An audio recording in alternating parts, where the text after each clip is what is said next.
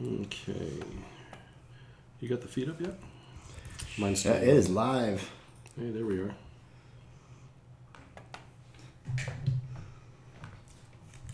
Oh, wait, what is that? There we go. All right. I think this is official now. You sure? Yeah, you do the intro. All right. You're so good at it. I know, right? Well, welcome, folks. This week is another live stream episode of Valken Debrief with myself, Bob, and Josh. Valken Actual, Josh first. The man, the myth, the legend. The legend. No. Legend of what? I don't know. But the Disappearing Act. That's what it is. The Disappearing Act. That's right. Before we get into our topic for today, I just want to let you guys know this weekend, Saturday, at Extreme Airsoft in Rhode Island, they're having their Crazy 8-year anniversary event. We got Bobby Wolves and P90 Girl are both going to be out there Saturday sporting some cool Valken stuff, and they're going to have some swag to give out. So if you guys up there in the New England area going to that event, be sure to head on out to the Crazy 8 out there at Extreme Airsoft in Rhode Island. Hit them up, and don't forget, it's an indoor field, so full face protection. Full face protection. Also check, you don't want to be that guy that's like, because I don't know what their FPS limits are, so be sure to check out their website and check that out, because you don't want to be that guy that shows up and it's like, oh, come on, this is the only gun I have. Can you just let me slide? I promise to be good. Well, that's actually a really great segue into our being prepared, into our topic today. So what we're talking about today is, a lot of people have this question that always comes up. What do I need to do or bring or prepare for a multi-day airsoft event, or what we commonly call as an op? Because typically folks are used to one-day skirmishes at their local field, and they probably only played for about 4 hours with breaks. So today we're going to talk about how you can get ready for these national level big 1 or 2 day or more ops, or even ones that are continuous like they have in Europe, 72 hours straight. 72 hours a week. We don't have East Wind anymore, so I know there's not that realm of elitism anymore. But we do have the 36-hour, 48-hour events. So those are still a thing. Those are pretty cool. Done a couple of days. Or we'll get a 12-hour that moves into a 6-hour night event, so 18 hours straight. So we have those two. But the Train says bring backup rifle. Bring backup rifle. Has he even shot a rifle before? Train? Yes, he has. He has? He's the Slayer with the battle machine. Oh, absolutely. That's like his gun of choice. Yeah. Oh my gosh, people are already commenting. Well, I can't keep up with it. Holy cow. I know it's like going crazy. This is awesome. It's going crazy. So let's start off with first, know the environment. Know where you're going, the area of operations, because you can have desert, you can have high desert, you can have high altitude, winter. Yes, I've done some winter operations. Rain, monsoon, tornadoes, flooding. Yes, flooding. Flooding's a big issue. We've been out there flooding. So the big thing is keep an eye out on the weather forecast. Usually I do like a 3-day forecast through the weekend, and then if I have cell service or Wi-Fi or anything, I continually check that. But it's good to talk to people who have gone to it before and kind of just get a lot of tips and pointers from them. Also, there's urban. That's like a whole nother thing. As far as augmenting your kit, you've got your first line, your second line, and your third line. And third line usually comes into play for like your 72-hour events. But your first line is probably the one that changes the most depending on the area, because that's a base layer, what type of socks you're using, what type of footwear, like a lot of things like that.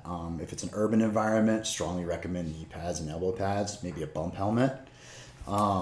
He's just going. Sorry. No, it's all good stuff. Let's rewind a little bit. Just rewind just a little bit. So if we're, you're talking about the weather, check your weather. You got the weather app. That's great. Always pack more water than what you need, about twice as much. Yes. Have a hydro bladder of some sort. Okay, some sort of hydro bladder. Also, if you're going to a place like D-Day where the bugs are atrocious, you can go down to Walmart and get this yellow container of permethrin. Yes. Which is bug juice. Nasty stuff. Yes. Only put it on your kit and your clothes when you're not wearing them. Yeah. Because you have to spray it on. It's a spray bottle. And you have to let it like air out in your garage or outside or whatever. Because, you don't want to get at the end of that op at D-Day and, hey, Josh, can you check me for ticks? Yeah. No, I had that one at the last Oklahoma invasion. So I had to pull over and take care of one, and woke up the next day with like swollen lymph nodes and had to go get some pretty heavy duty antibiotics at the ER. Yeah. Oh, Paulina out in Southern California, she says powder, and I think she means baby powder, which is yes, some kind of Gold Bond baby powder to take away a lot of the moisture and chafing down under. I just use, softies. That handles that. Yeah, that works too. Softies, running shorts. Yeah, that works too. You probably want to tank up on some vitamin C, especially if you're going to an area that you could probably have allergies. Bring Benadryl. Things like that. There's a lot of things to consider. Because you're only thinking about airsoft, and you're not thinking about hygiene and just personal comfort when you go to these multi-day events. So make sure you've got your prescriptions filled. If you're bringing extra water, we call it pogey bait, GARP, Scooby snacks. Okay, you got that one. So you want to prepare for those types of things, and you want to start hydrating too.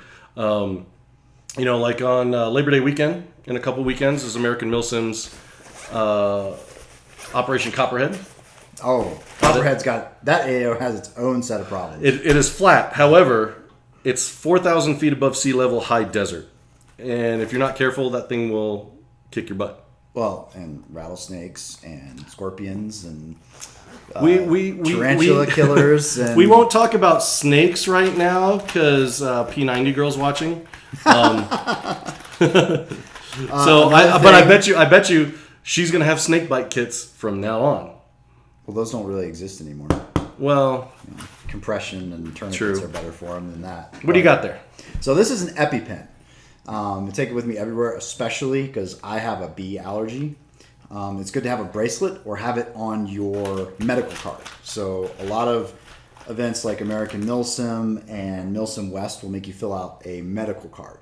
And you need to have that. Usually they tell everybody to put it in their left breast pocket, I believe, over your heart. And that's where people commonly, or the left shoulder pocket, because that's just the area to check for a medical card.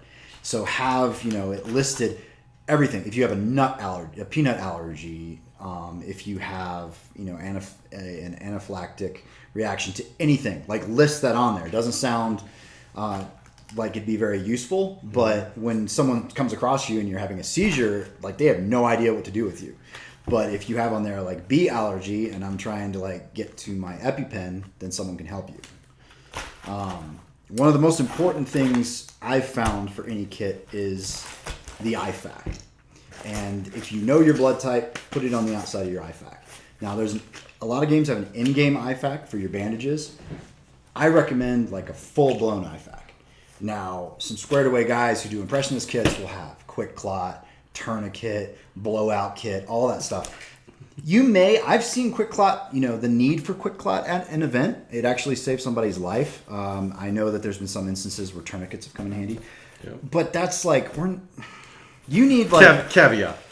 If you're not medically trained, don't pull out your real world IFAK and try to treat somebody. Don't do that. No. Don't do that. This is mainly, IFAK is individual first aid kits. So this, this is a little bare right now because my kids rob it. because it has everything they need in one place. Oh, I know. It's like it's probably out of Band-Aids. Yeah, it's out of Band-Aids. It's out of Benadryl and cough drops. Cough drops is another part of the IFAC. But you need to have Dramamine, anti-diarrheal medication, allergy medication. All that stuff helps. I also use... this is something really cool to pick up. It's cheap. It's easy. It's the Liquid Skin. Oh, yes. So Liquid Skin, you can get these at Home Depot. Yeah. I also have a real simple airway. Oh, that's cool. So... And if you don't have a medical bracelet, have a card filled out with all your emergency contact information. No, yeah, your wife, your mom, your dad. And if you stick it in that pocket up here, make sure it's laminated or something, because you're going to be sweating and somebody goes to pull that out. It's going to be like a wet dollar bill and they're not going to be able to read it. Yeah. So that's the safety first aid stuff. So that I carry it on. I have one on my third lines of my backpack, my rucksack, and then I'll have one on me. And I'll have it away from, because everybody likes to put their in-game bandages on their right side or their belt and, mark it, because I've had people rip open my real IFAC trying to find my bandages. Yeah. So stuff like that. Oh, Mermaid just joined us. She says we don't sound like robots today. You don't sound like robots? I know. Oh, no. Domo arigato. It's the copious amounts of caffeine. Oh, I know, right? Mm. Chris Selt says, you don't need salt tablets ever. This is an old movie myth. No, you need electrolyte tablets. Those are a real thing. Yeah. Ian also mentioned Pedialyte. Pedialyte's a good one. Pedialyte, a lot of people don't realize. I mean, you can find it. Depends on your pregame activities. Yeah. But no, I mean, dehydration, Pedialyte is great, because they even have the... Mark is here. You woke up, Mark? Mark woke up for us. Wow, that's awesome. Okay, so what other things do you bring? So some of the other stuff we're goofing around on Instagram is tape. So the common tape that you'll have in everybody's airsoft kit, their tool kit, is electrical tape. But I find duct tape, 90 mile an hour, the stuff that you get at the Army Navy store that they issue. You call it 90 miles? It's 100 miles. 100 mile, whatever it is. 100 miles. I wasn't in the Army. So 100 mile an hour tape, the green stuff, it's really thick, but I just get the Scotch Tough duct tape. It's good for fixing tents, your kit, when you get rips in your uniform, all sorts of stuff. So that's another good one. Super glue, really good for fixing frays, tears, even parts of your gun sometimes. So I always carry super glue. And then another one that, regardless, these actually, my very first op. Those are gold. These are gold. So at my very first op, Night Scorpion 3, it was in spring in Texas, there outside of, where's that, Mineral Wells. Mm-hmm. And it snowed on the drive down. We're talking 6 inches of snow. Wet snow. Horrible. And so I didn't bring the appropriate inclement weather sleeping bag. And I had some of these in my kit, and I stuffed them in my socks when I was sleeping, and I was toasty. I woke up fine. Oh, yeah. I mean... even if it's temperate weather, just having 1 or 2 of these in the kit. And a lot of people don't realize, when it's cold, feet and head. You keep feet and head warm, your whole body stays warm. A nightcap, control cap. P&W Punk reminded me of an old favorite. He says, "Whoopee, don't forget your whoopee." And for all you military folks out there, you remember the tactical whoopee, the Woodland M81 poncho liner. I mean, that thing is money in the bank right there. Oh, Ian's extra 10 steaks. Yes. Extra 10 steaks. Yes, because you're going to bend one, you're going to break one. Oh, I missed the suck out the poison. Hey, what's up, Clint? I'm sorry, I don't know what Justin was like, but Justin would be like, I'm not putting my lips on your feet. I'm sorry. Clint Hoover just joined us. Clint is a good friend of mine. He works over at ATAX Camouflage. Right. So thanks for joining us, Clint. And Maze from out there at Extreme Airsoft down in Texas. Great tech, does a lot of awesome custom stuff. So, there you go. Some more stuff. So more stuff. These are invaluable. Just get yourself the Right in the Rain all-weather notebook. Great for taking notes during briefing, comm frequencies, your grid coordinates, all that stuff. It's great to have. Can I get your number?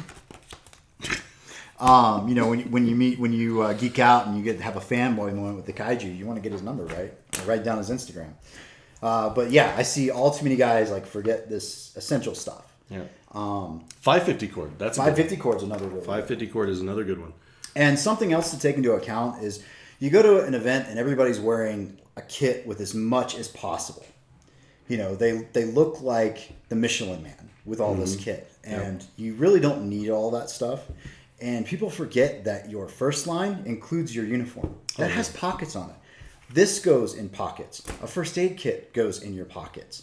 Your patrol cap, all that. I mean, your night watch cap, all that can go on your base layer, and it will slim down your kit quite a bit. You'd be really surprised what all you can fit into those cargo pockets. Yeah. And Josh Warren just joined us from Milsim West. Oh no, no, Josh. I mean, when it comes to putting on continuous airsoft ops, he knows what's going on. Oh, absolutely. I mean, he's Josh, former Ranger, and he really puts a lot of work into what they do over there. And literally, it would be very hard for someone that was only a skirmisher, just like one dayer, to go to a Milsim West. I mean, you have to train for that. Oh yeah, you have to get ready. I mean, because you have to pack in everything with you. There ain't no going back to the car. That's where your third line comes in big time. Yeah, there. You need to pack your bivouac. Everything you're eating, everything you gotta pack it in. So that goes. That brings up another good point is more than just gear and equipment. It's training for that. I know Iron Man, we were talking the other night, and he was telling me how he changes up his workout program, right before an op. He starts incorporating more cardio. And the other thing, too, is when you go into these multi-day ops, not only is your body ready, is your gear ready, use it. Go walk around the neighborhood or on the treadmill with your rucksack or 3-day pack or whatever you're going to be using, and make sure it works. Because the one thing that I've always had a hard time understanding is you got these kids that have all this cool operator stuff, but they don't know what it's for. Exactly. Yeah. They just see it in pictures or something else. They're like, oh, they need to have that. I'm like, dude, that's so much extra weight. Mm-hmm. It's like, you don't need that. If I can get rid of extra if gear, you were to extra go weight, through an event and someone who knew what they were doing went through everybody's kit, there would be a mountain of pouches after they were done with them. Oh, absolutely. Ian, Adapt and Overcome. Ian Lovers from Elite K9 Airsoft. So, a big thing for me while you're reaching over there and stuff is an old military saying, 1 is none, 2 is 1. And what that basically means is redundancy. You need to have, backup of, everything. For example, medical card. There it is. There's what we were talking about before. Having a backup gun. Chronoing both guns. Yes. Honestly, if you don't have a backup gun, you don't need to go to a multi-airsoft op. Okay? And a lot of people are going to throw shade at me, but it's seriously, you spend all this money to get there. Your gun goes down in the first hour, and there's literally nothing you can do other than go to the local retailer and go buy a new one. Or find a tech and wait to repair. So always double up on that. And I always double up on batteries. I get them all charged up before I go. And yes, I use 4 of these. The reason being is 2 per gun, always. So that way, when I'm out in the field, I got 1 in the gun, and I got 1 in my pouch, which I also have. Where is that? I also have another little. I think I got this at Walgreens. It's some kind of camera accessory pouch, but it's just extra batteries, AAA, AA's. I could fit the pucks in there for the optics or whatnot, because I use electronic hearing protection. So it's always hard to tell when they go out, they turn off after a certain time. Okay, did they auto turn off just because or whatever, or did they actually, run out, of batteries? Right.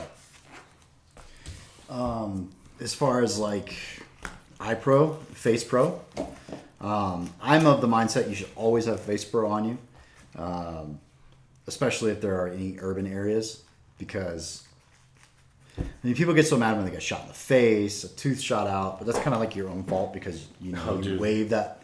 This. Yeah. I mean, I never really liked anything over my face until that one time you get shot in the face.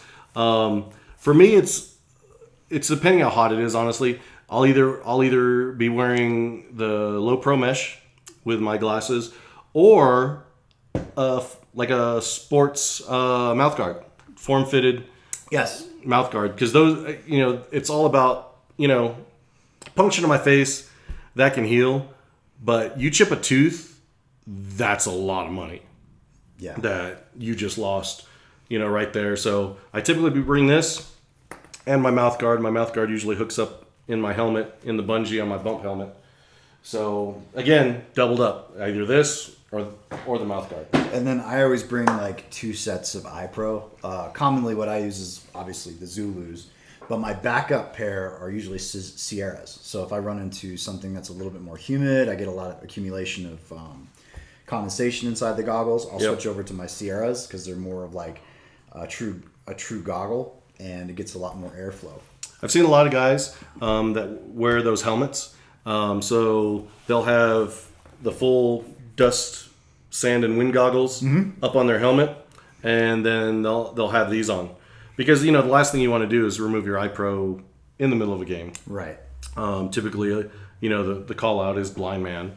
But, if you don't have, thermal lenses, or you haven't treated them with anti-fog, they're going to... So I actually have an anti-fog kit. This actually goes in my... oh, nice. My dangler pouch there under my D3CR. He said dangler. A dangler. So yeah, fog tech. Yes, Sisu mouth guard. That's what I couldn't remember. So in case you're just joining us, I'm Josh. This is Bob.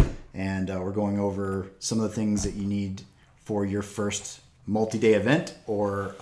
Airsoft event. Airsoft event. Yep. Or 36-hour, 48-hour event. Yep. So we're just kind of like going through some of our gear and stuff that we have in our kit so that we normally carry. And right now we're covering the iPro topic. And so in my anti-fog kit, I actually have like multiple different types of... I just compare, because everybody always wants to borrow it. So any time somebody wants to borrow it, you give them the stuff that you don't normally use as much yourself, just in case it doesn't come back. Sorry, it says spray on cat crap. That's awesome. Yeah. That is awesome. Fog Tech, yep, heard of them. What you find when you go through stuff. And then something else that I'll use is this is pretty cool stuff. So this is called raincoat. So if I'm in if it's raining or snowing, I'll usually treat the outside of the lenses so it sheds it all. So lots of cool stuff. Oh, Rich from Airsoft C3, he uses cat crap also. Yes, how many of y'all use cat crap? Fog Tech is better. It's way better. Oh, Daniel Aylen, thanks for joining us. So, another thing, I love these small lipo chargers because they're small. Again, 1 is none, 2 is 1. I always bring 2 because it would suck if my one and only charger went out on me. And these are low cost. That's why I always grab 2 and throw them in there. So if like a normal person has a deployment bag that they take to an event, Kaiju has 2.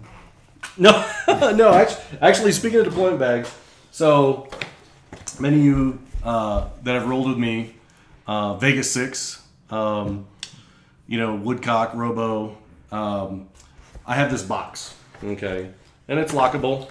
Got 2 little locks, and basically I have 4 TSA locks, and I use the combination cable locks. And so what this FOB, forward operating base, is what FOB stands for. I take this box and I fill it with everything, that I need. Extra batteries, extra because you always got that squad mate that's like, oh, dude, I forgot mine. I forgot my dead rag. Can these are mechanics rags. You get these at like 10 or 20 packs at Walmart for like $5. I know, it's hecka cheap, and they're pretty big. They're not, and so you can go through them. So I have always a bunch of those in there. But that FOB box is where I bring my batteries, my tracer unit. Typically, like during the day, I'm wearing either tinted lenses, and so I'll have clear lenses in my fob box, snacks, water, everything, and it's for my fire team. And all the combos on the TSA locks are all the same, and everyone knows the combination. So you don't have to leave the area and go out to the camping area or the car or anything like that. Just go back to your base, and it's there. You know, I got it all stickered up. I mean, that was it was pretty dirty. That's still mud from Fort Hood. Oh boy, Texas. Iron Man knows about that one. Yes. Another thing that's pretty invaluable is a small toolkit. Yes. Don't tell anybody you have it because everybody's going to want you to fix their stuff. Or multi-tool. A multi-tool is a must-have. A multi-tool, absolutely. It's got your pocket knife. I see guys running around with like these, John Rambo knives. That's really not necessary. You just need something simple and straightforward, unless you're out. You intend to be stranded out in the bush. So James Tomlinson says, "Tactical trunk monkey in the fob box." In the fob box. Somebody. We have a Peter Dinklage. They call it paging Peter Dinklage. As far as like options for hydration, so we covered like hydrating. Hydration is like number one, and having more than you need. If I can, I carry up to 5 liters of water on me. So I will have like 3 liters in a standard hydration pouch, kind of like this, and that will have my bladder in it. I use the Source bladders. I mean, they're the best thing I've ever run across because I can get the adapter and I can fill it from a hose or a bottle without taking this thing off. Oh no, bring that back up again. So if you didn't catch that, so the Source bladders, it's really cool because how much of a pain in the butt is to try to open the bladder and fill this up with water. Well, Source is really cool because they come with an adapter. So you just pop this off and pop on the adapter, and you can literally just take a normal water bottle and fill your bladder with that. I mean, just the little things make it well worth it. I'm gonna put this over here. Maybe I'll take this home with me. Look like a lobster bib on you. Oh, be quiet. But as far as like the other 2 liters, I recently come across these guys. So this is the ice plate. This thing is awesome because you can freeze it the night before and it keeps you cool. Woodcock knows what I'm talking about. He runs 2. Yep. But yeah, 5 liters, easy access to your hydration. Always be filling it. You should always be sipping on it. If you're not doing anything, if you're not fighting, you should always be drinking. Team I was on, they taught me that you should always hydrate to the point that you almost have to pee. That's the hydration point. So if you start to get thirsty, that's a really bad sign. What do you got? For show and tell? Radio. I didn't bring my Baofangs today, but normally I'm in a command role and I'm monitoring 2 frequencies. So I always have 2 radios, backup batteries for each. Have you ever heard of the 6 Ps? No. The 6 Ps? Prior planning prevents piss poor performance. So that's the 6 Ps. If you can remember the 6 Ps, then you're set. You don't necessarily have to be carrying everything you need, but at least have it nearby where you have access to it. Oh, Timothy Green says, don't like or agree with the plate bladder. No, I mean, Timothy, tell us, we'd be very interested to hear, why you don't like it. I don't agree that it should be your primary source of hydration. Oh, okay, so backup. For me, it's a backup. Gotcha. Or something to keep me cool. But I like the fact that it takes over the role of a fake plate. It instead of having a weight penalty or something that's useless because it's not actual armor because it's BB Wars. Yep. I think it's great to have as an option for a backup hydration to keep you cool, and it's there's no weight penalty. It's like do you run 2 plates or just one? Just one. I'm not risking up that. Just in the front? Just in the back actually. In the back? Yeah. Okay. Well, cool. Cool. Here's another one.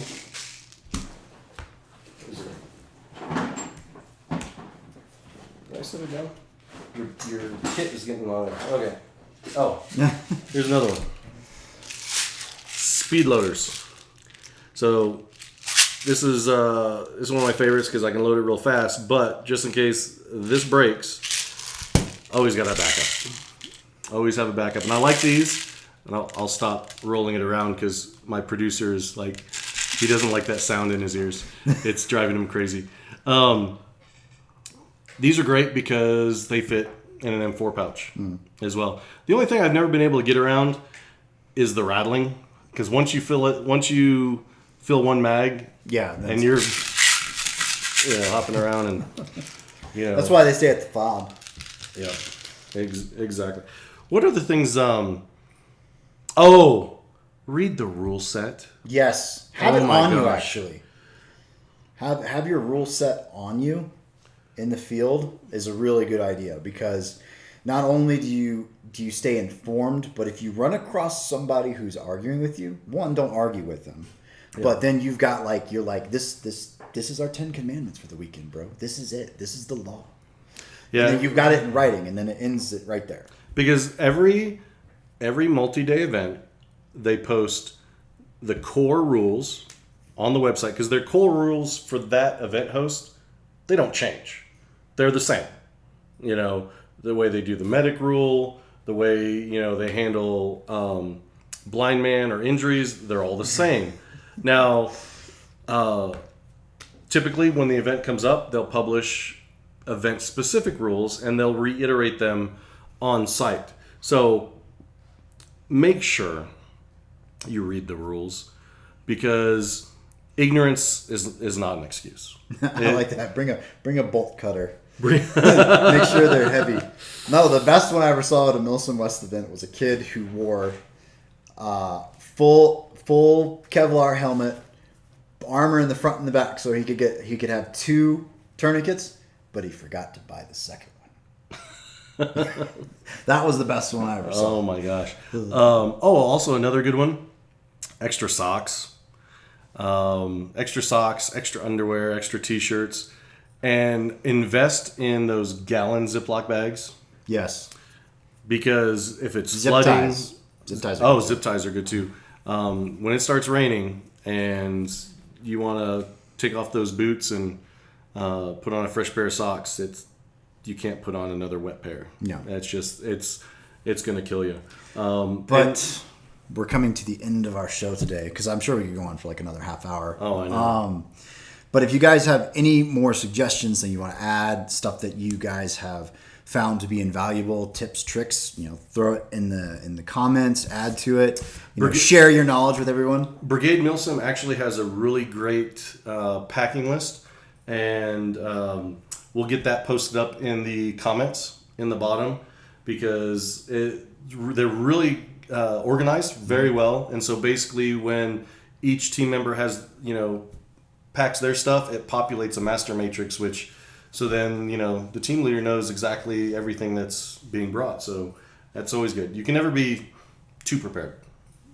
Never be too prepared. Well, unless you want to drag all that stuff everywhere. But yeah, so that'll do it for us today. Thanks for tuning in to our first live show, our full live broadcast show. We hope you liked it. And if you want to see us cover any topics in the future, like Josh said, put it in the comments below. We'll definitely look at them. Thanks for coming out, joining us out here at the Colorado Ranch, Valken Airsoft. Yeah, and we'll be here back again at 6 Pacific time. No, 6 p.m. Pacific time. Next Thursday. We're not moving it. It's staying. 6 p.m. 6 p.m. Eastern. Whatever. 3 p.m. Pacific. That's why you do the announcements. That's right. All right. Thanks for joining us, guys. We'll catch you later.